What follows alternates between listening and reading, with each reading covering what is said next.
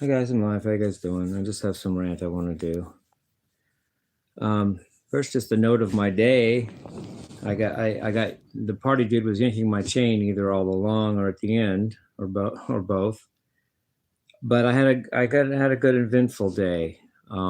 I finally played my hour-long set list on my YouTube channel, as if it were a live party. And I had two math realizations that tied together a theory that I went live in a math tutoring video that was almost an hour. And I joked to myself, not out loud, of course, because I don't talk to myself much. I said, wow, I spent 59 years only had just to learn how to do an hour of math and an hour of music. Gee, that's an hour every 30 years. I'm making progress.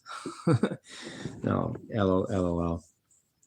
Actually, I can play longer than that hour, and I can talk about math longer than that hour. But it was a funny joke I thought of to myself. The other thing I study sometimes is Bible, and I have a thought on that. I got unfriended by and unfriended my friends at the Mormon Church, and I've commented about that. I probably already have commented, but I want to comment on how I feel now and what I think about that as far as what the Bible says and would say and whatever. The 35:13 says somewhere in there, for if we forgive others their trespasses, God will forgive us our trespasses. But if we forgive not others their trespasses, neither will God forgive our trespasses, or something to that effect. If I were really thorough, I would have had the Book of Mormon out and I would have quoted that exactly and blah, blah, blah. It comes from Matthew 5 also, or 5 or 6, that similar quote, but I like to use the Book of Mormon because it's what I'm newly studying. And I want to comment on that. I want to, in the aftermath of losing some friends that were supposedly spiritual friends, or religious friends, or friends, whatever they were, I want to comment that I think one of the hardest things to forgive is when others don't forgive you, to forgive them for not forgiving you. I think that's one of the hardest things to do in forgiveness terms. Because, before I go on about that, I don't feel like my friends forgive me. I would practically bet my life that neither of them do, the guy or the girl. Don't forgive me. You guys hate me. You guys think I'm crap. But I have to forgive them for not forgiving me. I have to forgive them for their unforgiveness. And that feels like I'm being gypped. Feels like justice isn't being served. And boy, do I have a leg to stand on there. And you can't. That's still non-forgiveness on my part. Even if it's not forgiving their non-forgiveness of me, I'm still being non-forgiving myself, which again still perpetuates the cycle, because they can forgive me, then they can not hold me for not forgiving them for their non-forgiveness, and then I can, back and forth. The only way to break the cycle is for me to forgive them for not forgiving me. And I do that. I forgive you guys. I don't love you guys maybe, and I don't want to be your friend, but I forgive you. I don't just, you're good. Thank you for being my friend as you were. Have a good life. I hope you enjoy yourselves. I hope you have whatever. I don't wish ill on them for not forgiving me. And an example of that, and boy, I'm not saying I'm this guy, but with Jesus Christ, when he said, forgive them, Father, for they know not what they do. He definitely forgave them for not only not forgiving him, but for actually hurting him in their hate of him and killing him over their hate of him, and him still not only forgiving them for all that, but asking God to forgive them, which is even greater, because he didn't just say, I forgive you. That's only in his power and his will. He said, Father, forgive them, for they know not what they do. So he asked God to forgive them, which is even greater than him just forgiving them, because he's not God, God is.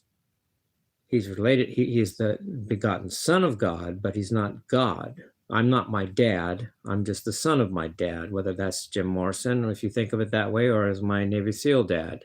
I'm not those guys. I'm just their son. In fact, I'm not equal to those guys either. They're both greater than me in my book. Whatever. That's how Jesus felt about God, his father. So when he said it would be like he appealed to a greater authority than himself to in their behalf when they didn't forgive him, and in fact hurt and killed him over their hate of him. And if we want to say, or if we say we want to take on Christ's example, that's the level that we have to take on. That's the bar. I'm sorry, that's a high bar, but then don't say you want to be like Christ. Then say you want to be like somebody else. If you want to say you want to be like Christ, that's the bar. Sorry.